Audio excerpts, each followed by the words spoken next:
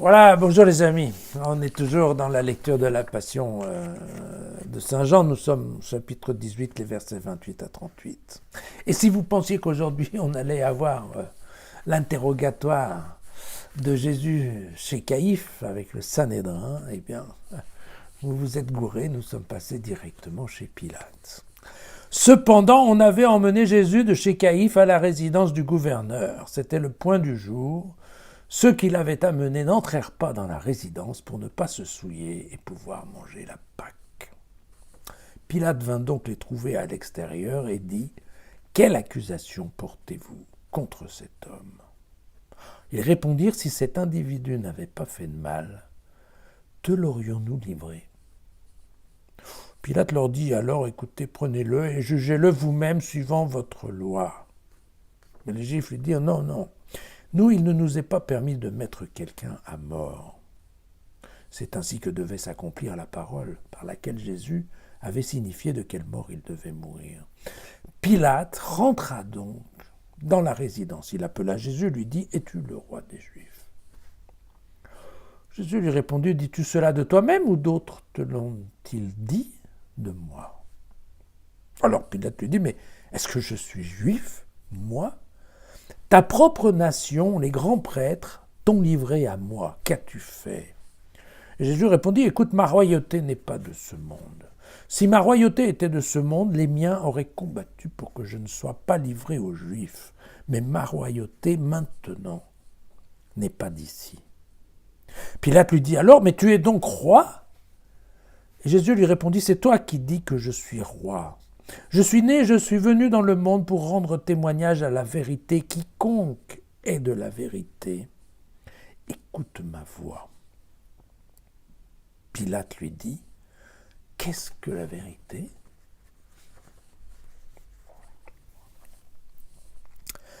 Alors, Ponce Pilate, notre ami Ponce Pilate, en fait, il est procurateur romain. Normalement, il est basé à Césarée de Philippe. Césarée de Philippe. C'est assez loin, en fait. Mais ce qui se passe, c'est qu'il vient à Jérusalem pour les fêtes principales parce que, effectivement, le pouvoir romain a peur d'un certain nombre d'échauffourées. Et donc, le gouverneur vient, en fait, avec sa propre cohorte, cette fois-ci, de soldats romains, n'est-ce pas ? Voilà, de façon à faire régner l'ordre et éviter les troubles. Voilà. C'est pour ça qu'il se retrouve ici, ce qui n'est pas sa place habituelle. Dans ce cadre-là, effectivement, d'après ce qu'on a lu dans notre texte historique, le procurateur romain a tout à fait le droit de condamner les gens à mort et de le faire sans qu'il y ait un jury constitué, ni même la présence de témoins. Par contre, en revanche, il est supposé faire une instruction, et une instruction sérieuse, documentée. Vous savez qu'à l'époque déjà, les Romains adoraient les archives. Donc il fallait écrire le pourquoi d'une condamnation, si condamnation il y avait. Voilà. C'est pour ça que, globalement, dans cet interrogatoire qui va suivre, n'oublions pas qu'en fait, globalement, Pilate fait son boulot qui est de chercher des faits, parce qu'il a besoin de faire cette instruction sérieuse. Donc, il va chercher à documenter exactement la situation qui est en cause. Voilà. Le livre des Nombres, chapitre 9, définit assez clairement les règles de pureté pour qui veut célébrer la Pâque. Et d'ailleurs, il est prévu que si le fidèle est impur à la veille de Pâques, eh bien, il doit se purifier et revenir 15 jours après, fêter Pâques avec 15 jours de décalage. Il va de soi que c'est un problème pour tous ces grands prêtres. Et donc, c'est ce qui va faire qu'ils vont rester à la porte et ils ne vont absolument pas être touchés d'impureté en rentrant dans la maison d'un païen, qui était le cas de Ponce Pilate. Et donc on va avoir ce truc assez rigolo dans lequel les Juifs restent dehors. Et Jésus, lui, il est bien dedans le palais. Voilà. Et ce qu'on va suivre là dans les prochains chapitres, en fait, c'est un va-et-vient permanent de Pilate, et ça c'est c'est assez joli dans la rédaction de l'évangile de Jean.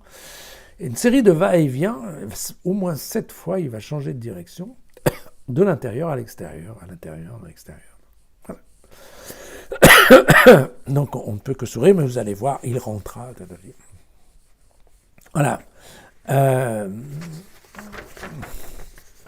Alors, dans un premier temps, très clairement, Pilate va chercher à se débarrasser du problème. Et voilà, il ne veut absolument pas s'immiscer dans les affaires juives. En fait, l'idée, c'est quoi? C'est que les Juifs avaient assez bien négocié le fait de maintenir, je vous en avais parlé, je crois, de maintenir en fait leur loi comme étant la base de l'application en fait de l'ordre dans leur communauté. Et c'est ce qu'ils ont fait avec l'ensemble des envahisseurs qui sont passés dans leur pays.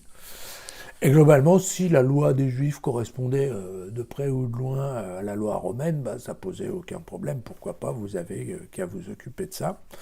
Et c'est avec un certain plaisir que le pouvoir romain laissait les Juifs régler leurs problèmes internes de la communauté, voire même des problèmes publics, parce que, après tout, si c'était des questions de droit privé ou de droit public, mais qui n'impliquent pas la structure de la société, pourquoi pas, ils pouvaient s'en occuper.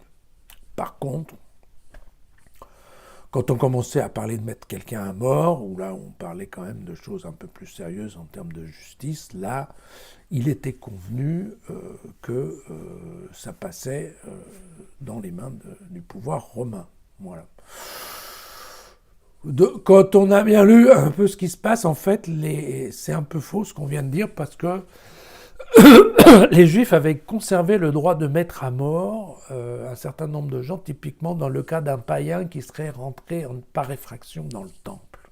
Vous savez qu'une personne n'a le droit de rentrer à l'intérieur du Saint des Saints.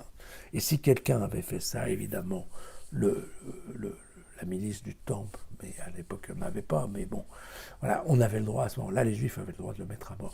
Mais ce qu'on croit savoir, c'est que Ponce Pilate avait tellement peu confiance dans le pouvoir des Juifs que même cela, il leur avait retiré, en fait. Voilà.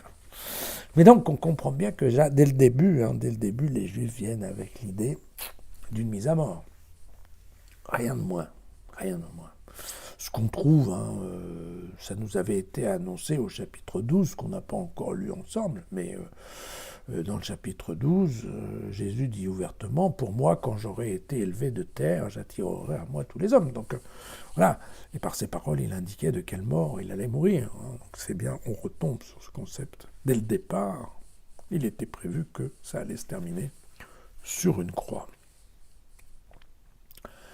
Alors, l'échange avec Jésus, lui, va se faire sur la notion de royauté, avec, un malentendu ou un jeu de mots sur la royauté. Bon, pourquoi? Parce que c'est évident que pour un type comme Ponce Pilate, quand on parle de royauté, on parle d'une royauté politique. On ne sait absolument pas ce que c'est que la royauté du ciel. Ça fait pas partie. La transcendance ne fait pas partie du vocabulaire de Ponce Pilate, très clairement. Ça. Et donc, bien entendu, voilà, il y a un malentendu à ce niveau-là. Il faut voir aussi que la notion même aussi de vie après la mort, voilà, tout ça, ça fait partie des choses qui sont complètement étrangère à Pilate. Rapidement, il se retrouve d'ailleurs dans un discours qu'on peut qualifier un discours de sourd. Et d'ailleurs, quant à la vérité dont parle Jean, et vous voyez que, je vous le rappelle, mais en effet, au chapitre 14, ça fait partie des thèmes qui sont développés dans l'évangile de Jean, « Je suis la vérité ». Vous savez, c'est « Je suis le chemin et la vérité et la vie ». Je pense qu'on l'a déjà lu ensemble. Bon, eh bien, vous voyez que ça, c'est le genre de phrase que pauvre Ponce Pilate n'y comprendrait absolument, absolument rien. Voilà. Alors, voilà, dans ce texte, il y a 2 jolies tournures. Est-ce que je suis juif, moi? Ça, c'est quand même pas mal, parce que quand on sait la haine et la persécution dont Ponce Pilate s'est occupé contre les Juifs, contre le peuple juif, encore une fois, il était assez copain avec Caïphe, mais après, en dessous, voilà, qu'il suppose qu'on eût pu penser qu'il était juif ne manque pas d'humour.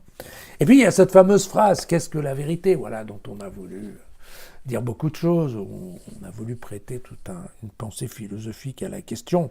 Il va de soi que de toute façon, même là encore, c'est une ironie parce qu'on voit difficilement Pilate, qui est un militaire un peu de base, commencer à se poser des questions philosophiques sur la vérité. Ça ne marche pas trop. Donc, typiquement, il ne faut pas aller chercher dans cette tournure quelque chose qui soit trop sophistiqué parce que probablement il n'y a rien. Par contre, on comprend bien, on le sait, on l'a déjà lu, que la vérité, pour Jean, la vérité, c'est la réalité de Dieu. D'accord ? Dans son vocabulaire à lui, voilà. Et quand on dit la réalité, c'est la réalité de Dieu et de son Fils incarné, Jésus. Voilà. Donc vous voyez qu'on est quand même très loin. Le vocabulaire de Jean n'est malheureusement rien à voir avec le vocabulaire de Ponce Pilate. Voilà. À demain.